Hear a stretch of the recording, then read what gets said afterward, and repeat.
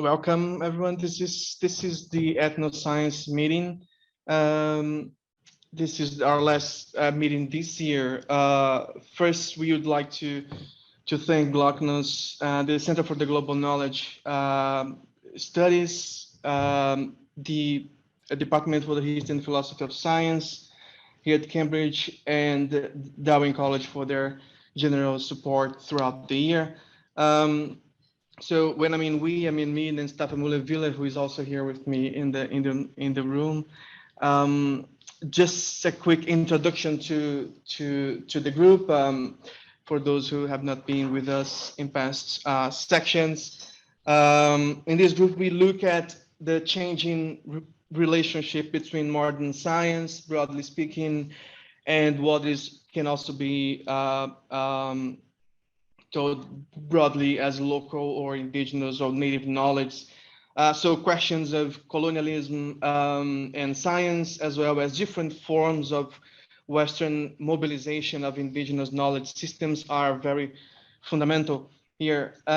So since we started this reading group, we have selected texts situated between historical and anthropological analysis on many topics, such as 19th century travel instructions, economic botany and colonialism, the ontological turn, among many others. We have also looked at the historical sources, as some way to analyze some of the topics that we are looking here, from Linnaeus to 20th century ethnobiologists, covering different aspects of the relations between modern science and non-Western systems of knowledge.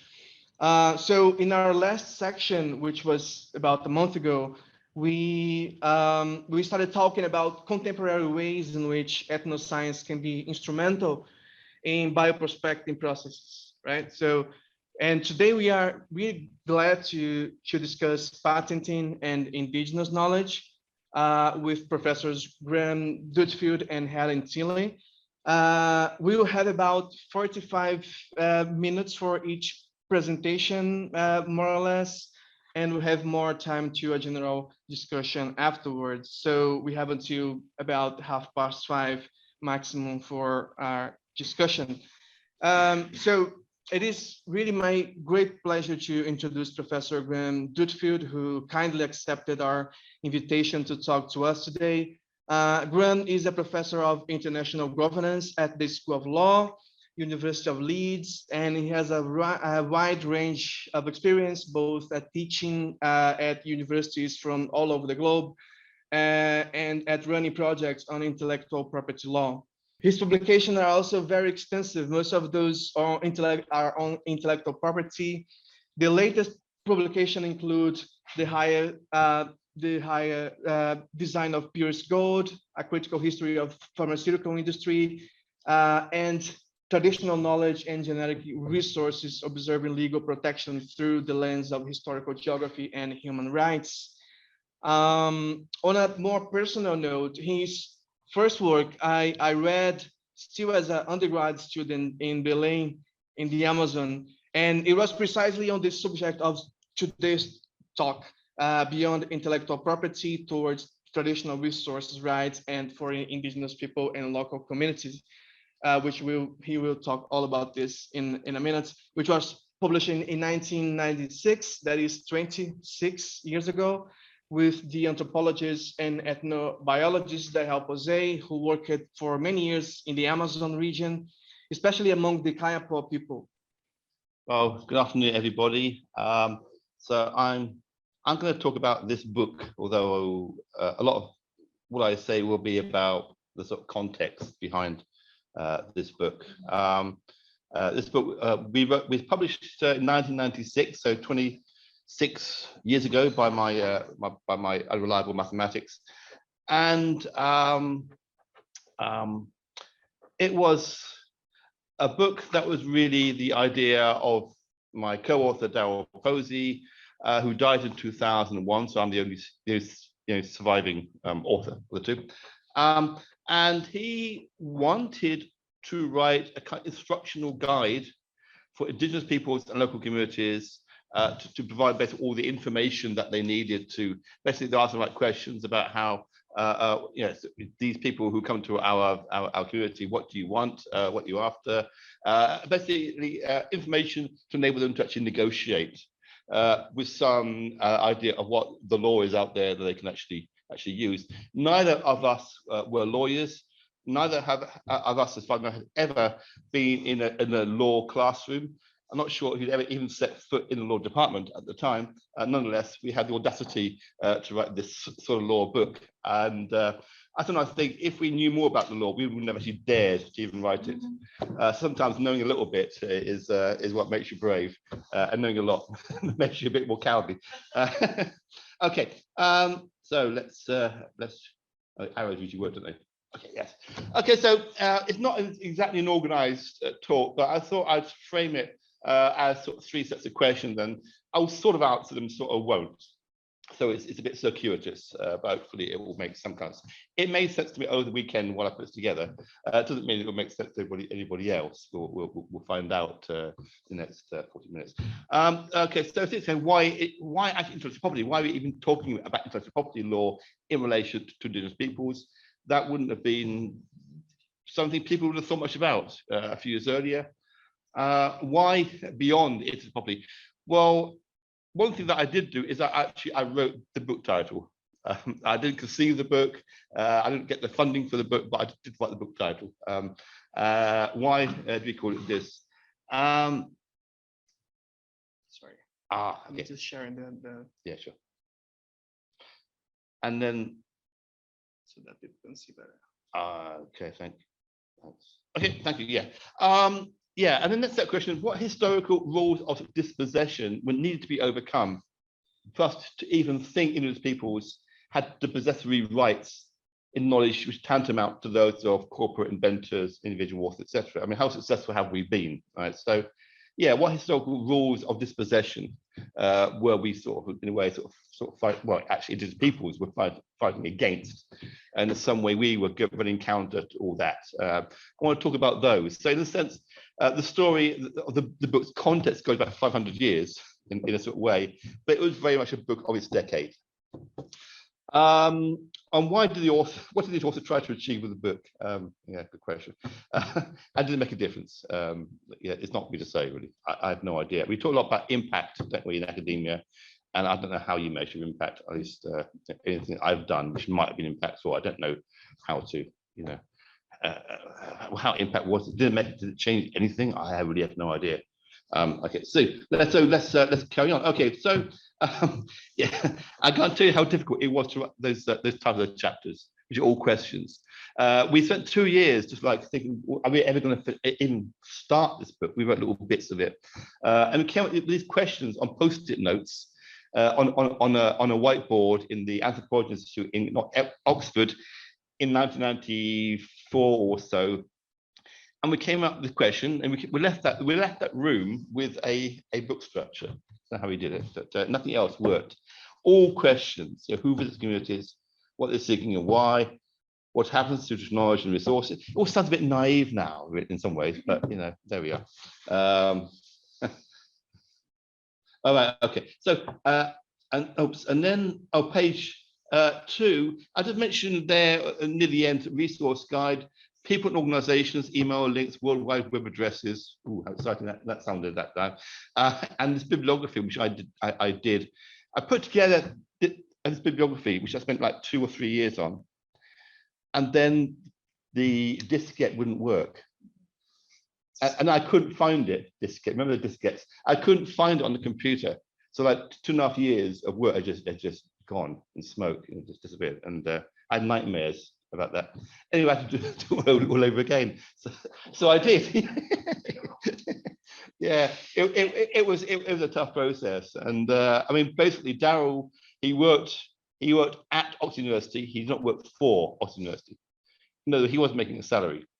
It was all soft money, and he's giving me some of his money. So it was a brutal process. And some of the writing, I lived with my parents' house at the time, and I used to use my mum's typewriter sit on a bed, and then I would take the typewriter up to my sister's house in Cheltenham, which had an old Amstrad computer, and I would sort of type it up onto the computer and then print it, and that was what I did, which was like 40 miles away on a local bus.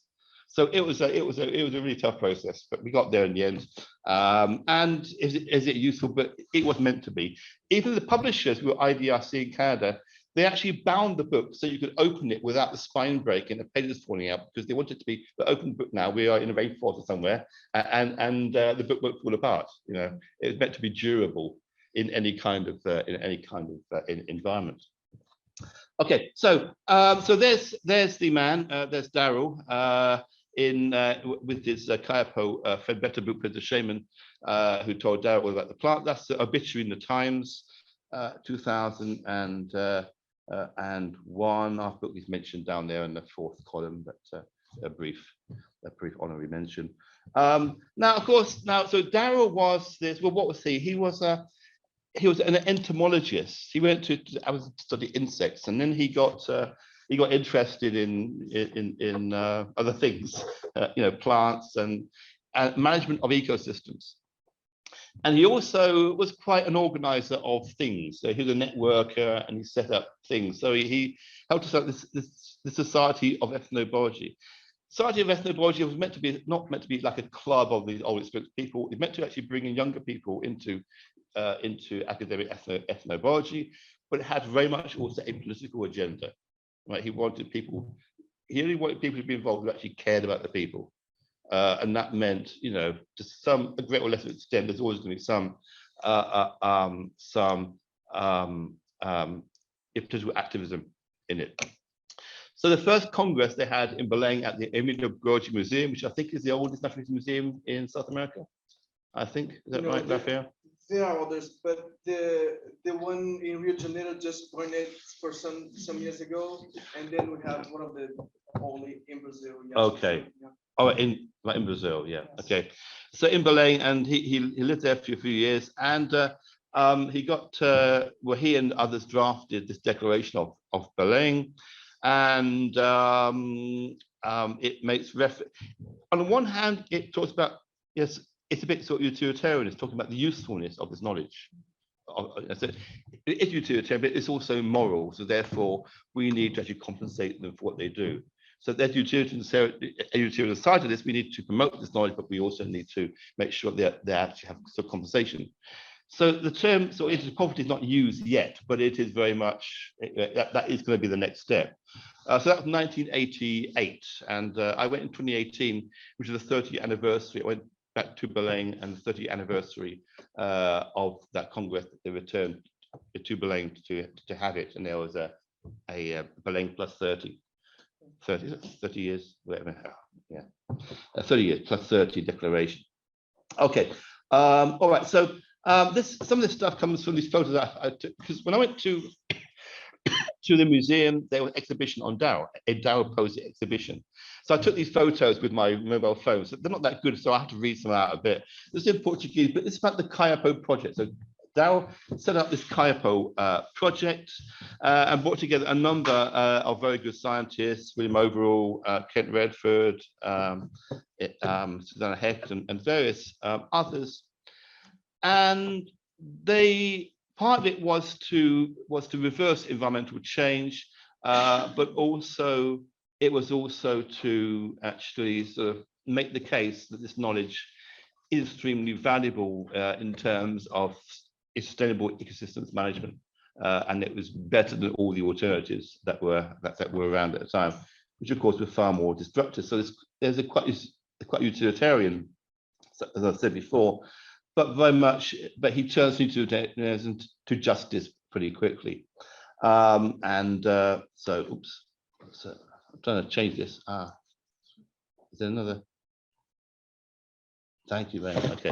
Okay, and so, and this is really important because there are a number of people who did work in Amazon and other places who are also coming to sort of realize that indigenous sort of groups living in places like the rainforests were actually domesticated, or at least they were domesticated, or you might call them cultivators, but they were landscape managers.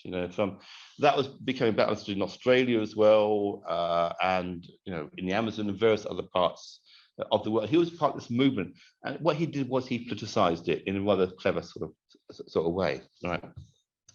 And it's to understand how he politicized it, it helps to understand a little bit of how international law has evolved over 5 centuries, you know, from papal bulls to John Locke to others on indigenous people, as we call them now. Okay, so one of his sort of discoveries with his colleagues was Apatay, which were these sort of forest islands in the savannah, which he saw as being sort of cultivated. That these were not natural in the sense of they would not have been there without humans, you know, doing stuff, planting and other things. Okay, so and okay, this is a quote from him which you can read in your own time, but massive knowledge of plants, massive knowledge of plant interactions, soil, understanding of soil, you know, soil, microclimate. I think the word he used was ecotones. He used this word. So sort of mapping these places by soils, by plant types, etc. So he spent a lot of years doing this with other people. So increasingly, this idea that these sort of wild landscapes were actually very much had a very much a sort of artifactual side to them as well. They were, you know, anthropogenic or domesticated landscapes. There's differences in how we use the terms a bit, anthropogenic and domesticated. Okay, so these are some of the results of the project. Very much a sort of prescriptive side to this. Okay, but one thing he always stressed was that this is science. It's just as much science as anything else that we call science. And that was quite a powerful thing to put across, because if you say that this ecosystems management knowledge and plant is science, then why would you not invite them to conferences, you know, to science conferences to discuss what they do and give them the same sort of status? So they're not people with PhDs, but they have scientific knowledge, which is very, very empirical and is improved over generations. So that was his very strong view that he had about this. Okay, so if you go back sort of five centuries, we have, of course, this sort of discovery doctrine, and the discovery doctrine becomes a doctrine of international law, rather tragically, because discovery doctrine only apparently applies to areas that are not inhabited. Well, that doesn't include the areas of the Aztecs or the Maya or the Inca, but what about people who live in perhaps sparser populations in other places, which don't seem to have, which are seen as not having a political society and don't seem to do much to the land other than find ways to survive? Of course, there's massive prejudice in this sort of attitude, but that meant we could actually possess their land because they're not doing anything with it, and there's hardly any of them anyway. Of course, that actually depopulation was also a consequence of all the diseases that were going around when the Europeans went there. So even before they got to these places, the populations had collapsed already, even before, pretty much, I think, these things, diseases spread. And of course, there was this massive foreign population of the Americas in the first 50 years and 100 years of the Europeans before there's some sort of climb up again. Okay, so the Salamanca School of International Law is really, really important. Those who study international law will know about the Salamanca School, and Francis Vittoria. And he was relatively enlightened compared to others. And you may know about Bartolomé de las Casas, who was the missionary in what we now call Mexico, but he was quite a fearless supporter of the rights of indigenous peoples against the slavery and the cruelty and abuse there was such as too. So this is coming from one of his great works. It makes reference to the right of discovery, which is quite critical of, right? But it applies to those areas that are deserted, and therefore, because they're deserted, they become the property of the first occupant, which presumably is the Spanish, so it's not that great either. But he does say that the barbarians, as he calls them, were the true owners. Now, one of his arguments he had with a guy called Sepúlveda was that on the one hand, you know, the Aztec did the human sacrifice, and so there was, according to Sepulveda, because their activities were considered to be against natural law. Like human sacrifice is against natural law, and therefore it was argued that we shouldn't really give them any respect at all, or rights at all. And Victoria said, well, actually, that's not really the point. It's not, you know, it's not the point that of what they actually do. We should still actually give them certain rights, but of course, it's quite limited. I think you might say. So there's no support then to a seizure of the Aborigines any more than if it's been they who had discovered us, which is an interesting statement at least at the end. So there's nothing in natural law, and you know, natural law was the basis of sort of international law in those days, largely. So you know, we don't have the right to just seize the Aboriginal land, even if we don't like the way they live their lives. Okay, and then of course the next sort of justification of a dispossession is a duty to, you know, to evangelize. Pope Alexander VI, I think, makes it very clear. And then of course you have Bernal Diaz, who's a little bit honest. So Bernal Diaz is with Cortes, goes to from Mexico. He said we came here to serve God and also to get rich. And Pizarro said, well, stuff the bit about serving God, we just want to make money. That's it actually of Pizarro. And let me just say these views have not gone away. Look what Bolsonaro said in 2015. There's no indigenous territory where there aren't minerals. Gold, tin, and magnesium are in these lands, especially in the Amazon, the richest area of the world. I'm not getting into this nonsense of defending land for Indians. So nothing much has changed in terms of attitude. You know? Okay. And of course, is the conquest really over? I have to say that this is a book endorsement I wouldn't have wanted to have on my book by Peter Mathiasen, who is a great writer, but he says, a search for wild people in the last wilderness, a true adventure, exciting and authentic, a great pleasure to read. A wild people in the last wilderness. It's exactly. Yeah, okay.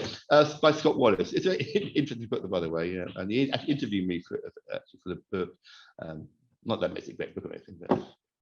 Okay, and then of course this idea is threatened by the outside world, which of course it's too. So in a sense, this sort of dispossession is expanding into areas, the many areas where the European presence is quite, you know, has been either non-existent or barely existent. So the last corners are still going on. Now, if you go to the late 18th century, John Locke, of course, you know, a lot of scholars in my area often talk about Locke and patents. We never say anything about patents, but the fact is, his sort of idea of, sort of labor-based theory of property is something that a lot of intellectual property scholars use as a justification for why we have intellectual property rights. But of course, this quote very famous: "In the beginning, all the world was America." Now, what John Locke wasn't really thinking about all of the, I don't think he's thinking about all the Americas. He's thinking about, you know, what is now the sort of North America, United States and Canada, who were, you know, they didn't have, as far as he knew, because he'd never been there, but as far as they didn't have cities, and they had, you know, they were, you know, they were not, you know, civilized natives as such, and they lived in a state of nature, and as such, they basically sort of like, you know, they have a state of nature, and if they live in a state of nature, they don't mix their labor in order to improve land through agriculture, therefore they have no rights. And this is an article by Manuel Canero de Cunha, and nice article actually. I find it really interesting. John Locke never acknowledged the existence of any agriculture and hence of property in the Americas, yet one could say in the Amazonia cultivation and not only existed among humans, but was a capacity shared with almost every living being, our spirit. So she takes a non-anthropocentric sort of view about this, which I think is really quite interesting. So yes, so cultivation is everywhere. It's not even just humans are doing it. It's so much cultivation on in the Amazon, and of course, Locke would never have known any of it. So of course, there's lots of labor, there's lots of, you know, effort going on, not just by human beings, but by others as well. And like Daryl, she also argues that agriculture is science. Agriculture can be construed very, very broadly. And what they do, the various things that the people who live in the Amazon do, is science. Whatever, okay, admit. Yeah. Okay. All right. Okay. So, oops. Let me. So, oops. I went too far there. Okay. Actually, agriculture, land, labour, property, and the force basis of locking in commons. So, everything else is the commons. And of course, a lot of people who are critical of IP talk much about the commons, but then whose commons is it? And if it's the commons of indigenous peoples, that's not a good sell. That's not a sell for those people. They certainly don't want to be part of that discussion. Okay, so I won't really go through this, but anyway, it's an interesting article. Certainly recommend you to read it if you haven't read it. Okay, now international law goes on further, and FATO is very, very important in the development of international law, 1750s. And in this schema, agriculture is incredibly important. And so he talks about agriculture as being what makes for civilized society. And he talks about those nations like the ancient Germans and modern Tartars who inhabit these fertile countries, but they disdain to cultivate their lands. And they're just wasting land. They're wasting land. These people occupy this large area, they're just wasting land. Of course, that view, we shouldn't really give people land right because there's so many of them and they want so much land. And we just can't sort of give them this. So Fatum does distinguish between people like that who don't do agriculture and people of empires of Peru and Mexico. Well, taking their land was a notorious usurpation, but it's a different story with the indigenous people in the rainforest because they don't do agriculture, and therefore they're just in the way basically. And again, we can rely on President Bolsonaro to sort of carry the torch for this sort of argument. The Indians don't speak a language, they have no money, they don't have culture. How do they manage to get 30% of national territory? Indigenous reserves are an obstacle to agribusiness. You can't reduce indigenous land by even a square meter in Brazil.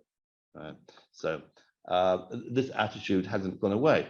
And just cross-continent briefly, Australia, of course, there's this terra nullius concept, the land of nil, of nothing there. And the colony of New South Wales, in 1889, in a statement to Privy Council, a tract of territory practically unoccupied without settled inhabitants or settled law. That map actually on the right shows all the Aboriginal nations of that part of Australia. The map of Aboriginal nations. So they have a sense of what might be akin to what we might call nationhood. It's very different, of course.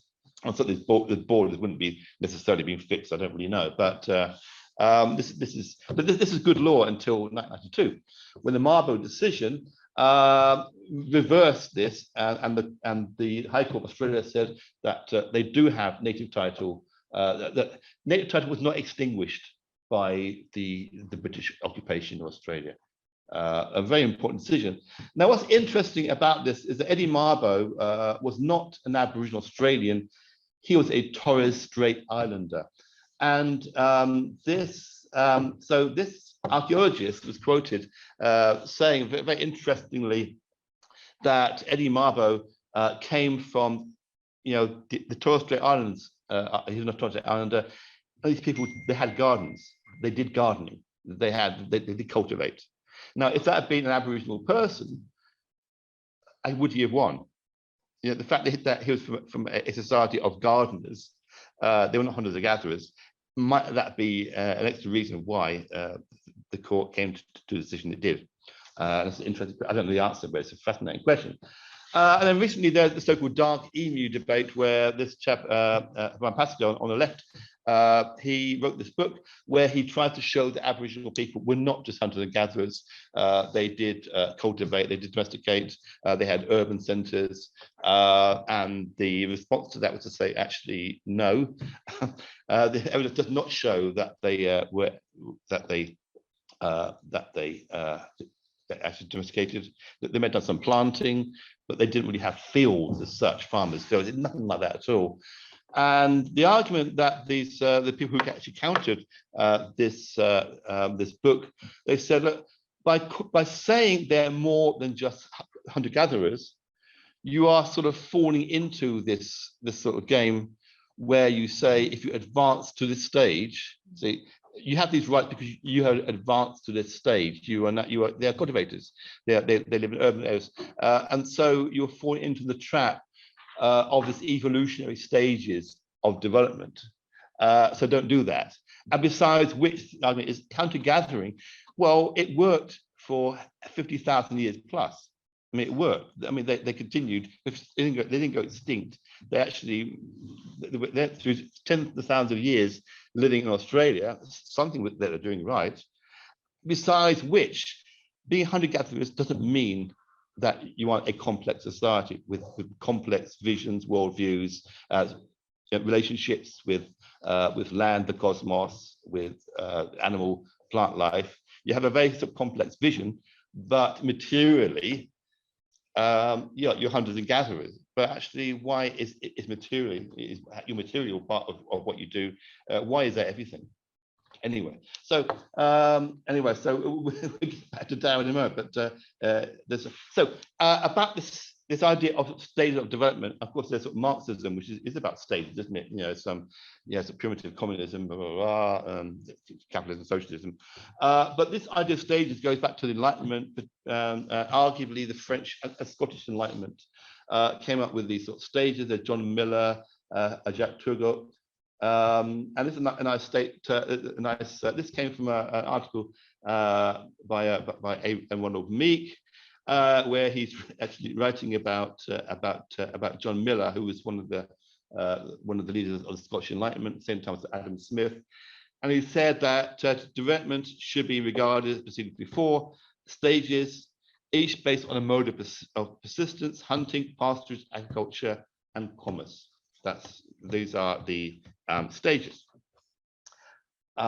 which is a materialist conception of history. So this sort of materialism, are not necessarily helpful in when you come to hunting gatherers. You know, you have to look elsewhere to find sort of complexity and etc. And then Manuela comes out with this again. What comes out of peculiarities of neotropical Sweden agriculture is that it resists so-called progress, namely that irreversible evolution assumed by theorists to be universal from foraging to domesticated life. Okay, and then again, the same source, Professor Bolsonaro, the Indians are evolving. More and more they are human beings like us. They're getting there, you know, slowly, but they're getting there. Yeah. So this idea of sort of evolution applying to humans to make them more civilized, so that then, okay, once they're civilized, then we can say, okay, you do have rights to this land, but certainly not before then, no. And then so we come to Daryl, back to Daryl and his political campaigning. So he got involved in this campaign against the building of this hydroelectric power plant, which would have flooded the lands, a lot of the lands of the Kiowa people in the Shingle River Basin. And he was so he went. He took two chiefs, Payakan and Kube Ikapo, with him to the United States, to Florida, actually to a science conference. Right? Okay, that's part of his, they're scientists. And then they asked him to take them to the World Bank, and to meet bank officials.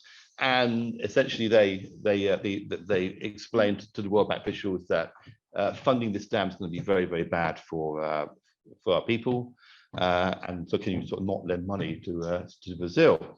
And at the time, there was a delegation from Brazil who wanted to get the money from the World Bank.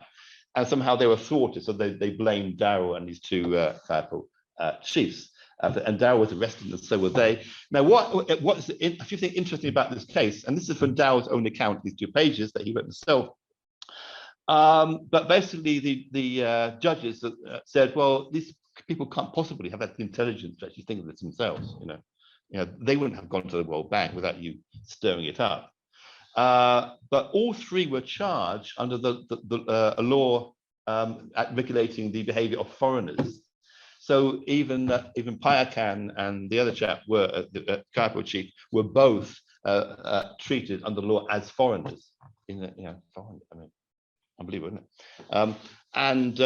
But also there was wards of the state. They were treated basically as if they're children, and the state has to look after these people. Right?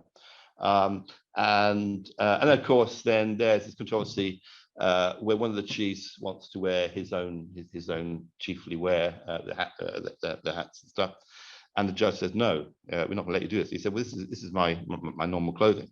Why do you have to wear a suit or something, suit and tie, to go to court? And then the lawyers said, well, look, actually, this is a violation of their cultural rights. Basically, you can't tell people that they can't wear their traditional sort of clothing. And so, okay, so that eventually they were all set free. And Daryl decided it was a pretty scary time, and we know how scary it can be because I mean, just this week, 2 people murdered in the investigating this Dom Phillips and Abu Nabera. Yeah, absolutely awful. So yeah, brave people, I have to say. Yeah. Okay, so oops. And actually, that's on the left picture. I took this photo at the conference in 2018. The left is Chief Rowney. I don't think he has a sort of actually official age, but he's thought to be about 90, in his 90s. And he gave quite a stirring speech in Kaipo, which is translated to Portuguese, at the plenary. And he's quite a celebrity over the years. On the right is Payakan. Unfortunately, Payakan, about a year after that photo, he died of COVID. Sadly, but Payakan was a friend of Daryl's, a very good friend of Daryl's.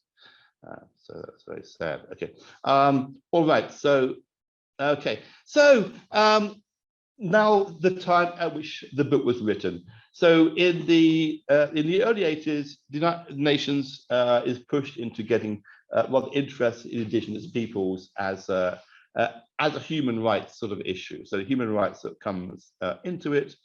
The report by Martínez Cobo, who's I think from Cuba.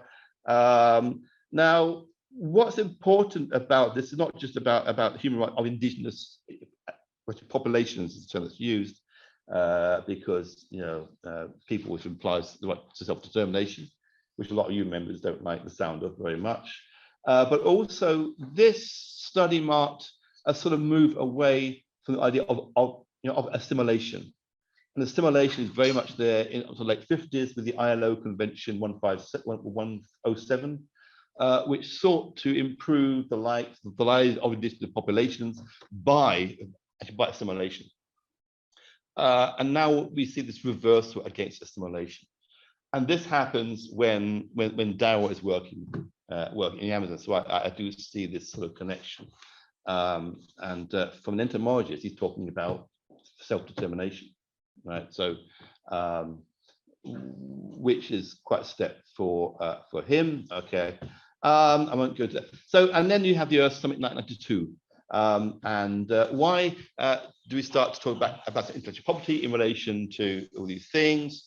Well, in the 1980s, you see a move, extension of patent laws to cover life forms, which a lot of people just don't like very much. They don't like the idea very much, and it starts to feel like, to some people, apart from the ethical aspects of this, it also feels like a sort of grab of nature, a property grab of nature through, claiming what you've discovered is an invention. So there's also this sort of, a perceived feeling of injustice that while biodiversity resources are given away for free, the big companies, make money out of this and sell it back, and so sort of global sort of inequity And now the difficulty here for Daryl and lots of indigenous peoples themselves, of course, because they were very much in the forefront of campaign, not just people like Daryl, was that they didn't want the sort of morally based campaign to be dominated by governments. And that was a really awkward thing. Indigenous people said, look, we are massive stakeholders in all this, and actually, so when we complain about these things, we're not saying that therefore governments should actually take over all this. You know, it should be we are a sector who have our own independent demands, and self-determination has to be the basis for that separate demands legally, which of course some countries really don't like at all, from the French to the Indian, because the French take the view that the rights of man is indivisible. We don't recognize indigenous peoples in French Guiana or French Polynesia. They're all French citizens as individual people. Right. So in Europe, there's this sort of opposition. And France is one of the countries that has a particular ideological opposition to this. And then sort of India, where we are all indigenous, and it's so therefore we don't want to acknowledge separate sort of claims. And then, of course, there's sort of concern about loss of biodiversity, internet resources, erosion taking place globally, and maybe indigenous peoples might be the ones who can show us the way forward. That was what Daryl was sort of arguing for. And of course, you have the Uruguay round with the formation of the World Trade Organization with the TRIPS agreement on intellectual property, which every country has to accept the sort of common standards of legal norms in patents and copyright, trademarks, and so on. So this is a very sort of fertile environment to bring out a book like this, right? Intellectual property now was something we can all talk about. It's not just for patent attorneys and for lawyers. We can all have a view about this. So the book still comes off, perhaps a bit naive, read 26 years later. It was very much of its time. Did it make a difference? I have absolutely no idea. So on that point, I'll finish. Thanks very much.